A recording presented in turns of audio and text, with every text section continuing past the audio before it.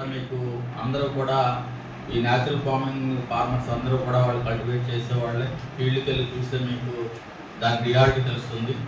So నా విన్నపం ఏంటంటే ఈ 3 రోజులు మీరు జాగ్రత్తగా వినండి. ఇది ఒక ఆపర్చునిటీ.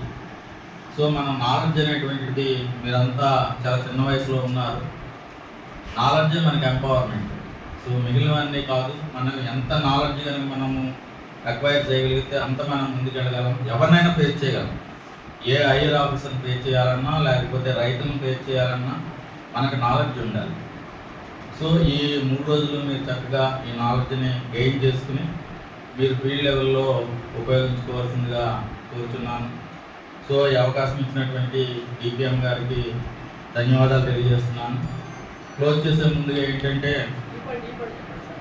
ఈ పంటలో కూడా మనం లాస్ట్లో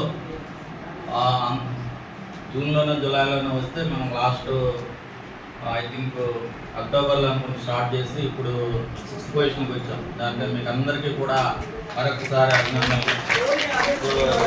మేడం డీడీ హార్టికల్చర్ అందరూ కూడా సపోర్ట్ చేశారు. సో కాకపోతే ఇందులో మనం ఏం చేస్తామంటే 26 జిల్లాలో లేని ఒకటి మనం ఏం తీసుకొచ్చామంటే సెక్రటేరియట్ స్టాఫ్ కూడా విఆర్ఏఎస్ సర్వేయర్స్ వాళ్ళు వస్తే మనకి సర్వే నెంబర్స్ జరుగుతుంది, సపోర్ట్ జరుగుతుంది అని చెప్పి కలెక్టర్ గారిని పర్మిషన్ అడిగి ఎలక్షన్ లాగిన్స్ తీసుకోవడం జరిగింది. సో దాన్ని 26 జిల్లాల్లో కూడా ఇంప్లిమెంట్ చేశారు. చీఫ్ సెక్రటరీ స్థాయికి వెళ్ళి సెక్రటేరియట్ స్టాఫ్ ఇన్వాల్వ్ అవ్వాలి అని చెప్పి కలెక్టర్స్ ద్వారా మనమైతే ఏదో 300-400 తీసుకుంటే పక్కన ఉన్నటువంటి కడపలో దాదాపు 4000 ఎంతో ఎలక్షన్ లాగిన్స్ తీసుకోవడం.